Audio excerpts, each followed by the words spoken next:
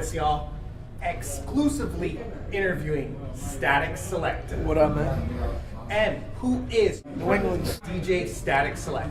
I'm from Boston. Oh, okay. Went to high school in New Hampshire.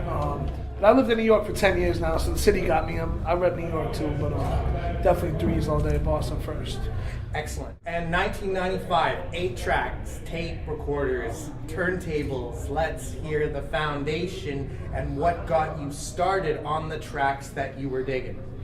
Man, really, like, when I was like 7, 8 years old, I heard LL Cool J. Then I got onto like, I had my little phase as a kid listening to MC Hammer and later on Crisscross. But besides that, I was really into like KRS-One and Tribe Called Quest. I remember the first time I seen Scenario, that pretty much got me into hip hop on that level. And the golden era, some highlights that you've been a part of since you began DJing at the high school functions, and anything else you like to drop on this time. I've had a million, man. Working with Eminem, touring with Q-Tip and Nas, working with Kanye in the studio. It's hard to really put, touring with DJ Premier. There's a lot of them. And an extensive radio career, and now with Shade 45, you definitely got history. Let's hear some of the best in broadcasting from Hot 97 with Primo and Funk Flex. Yeah, man, I heard Primo and Funk Flex on Hot 97 New York in 1995, and about less than a year later, I started my own radio show. And since then, I've done college radio, high school radio, internet radio, commercial radio. I was syndicated on like 7 FM stations at once. To now I'm on Shade 45 on Sirius Satellite every Thursday night. Millions of listeners. And your own ventures, Show Off Marketing and your label, let's hear about the accomplishments that you have achieved by these. It's all about the archives of success. Yeah, I started Show Off Marketing because, DJing was like my hustle, but it wasn't paying the bills that I needed to pay. So what I did was I started doing a lot of street team stuff in Boston when I got out of high school, and I turned it into my own company where I was doing everything for G Unit, Def Jam, Atlantic, all kinds of labels, and through that I met a lot of artists, and it helped me get in with radio and all that. Even though I was already doing radio, but they wouldn't let me in the door in Boston on certain stations, and they would have to because I bring the artists there as a street team company, and that eventually turned to Show Off Records. Out of the mixtape game, kind of when the mixtape game fizzled out, we started putting out actual albums.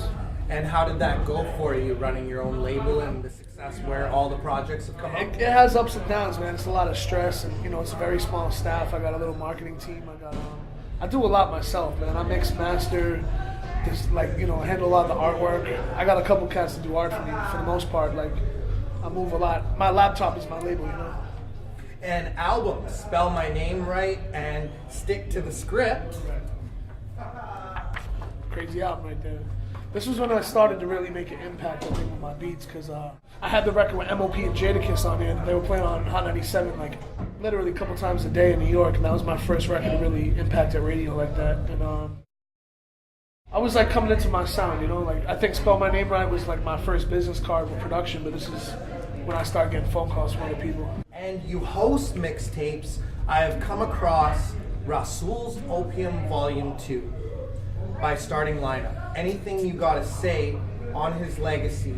He is the reason why I have done interviews in his Word? Following the steps of Rakim and himself is amazing, so definitely respect and rest in peace to the Europe legend. Word up. So much more to 100 Proof, The Hangover, Population Control 1982, How Did They Go, and 102.9 The Beat, GTA 4. Yeah, that was fun, man.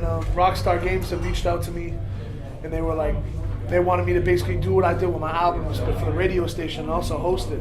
So we had a lot of fun doing the skits. Besides making the records, we did skits in the actual game when you're driving the car. It's there's stuff going on. I'm shouting out of the boroughs. It was cool. Excellent. And you've done a hell of a lot of production and projects from Bumpy Knuckles, Freddie Gibbs, Slane, Rex, Action Bronson, Strong Arm Steady, and Jaron Evan, Boom Bap and Blues. What motivates and inspires you? Just carrying the torch, man, keeping this alive, because, you know, our greats like DJ Premier and Pete Rock and Q-Tip and people like that, they're not going to be here forever. So I think if I can carry the torch and make the younger generation, like, you know, Pro Era, carry it as well, and it's like an ongoing cycle, man, to keep this boom bap shit alive. And extended play, what can we expect? You have been definitely productive. It's definitely my most hard-hitting album to me. It's real grimy. I got some of the best features I've ever had. It's different. I'm excited, man. And future projects with Bun B, Styles P, John Connor, Dice Raw. Those are all in the works, man. No time soon. Extended plays right now. And your best tour and largest crowd that you've ever rocked. Good Vibes Festival in Australia with Q-Tip. It was about 60,000 people. It was dope. And your best hip-hop memory you've been part of or contributed to. It's not a good one, but I actually told DJ Premier the Guru had passed away by mistake. And, you know, I grew up, I got a Gangstar tattoo. Like, I was like asking him if it was real, and he didn't. It was like 7 in the morning, he hadn't heard yet. And there was a lot of rumors, and you know, just the fact that I'm the one that told Premier that to me, like, it's so crazy. That's definitely one of them. And you have anything to say to Canada? Love Canada, man. Every time I come out here, the hip hop love is over, like, it's extensive. It's crazy. And you have any shouts? Man, shout out the whole Show Off crew. You know how you are. Shout out to everybody out in Canada, man. Let's get it. And shouts to Fat Gary and Statik Selektah. And this is the Archivist, and you already know the name, y'all. Let's go.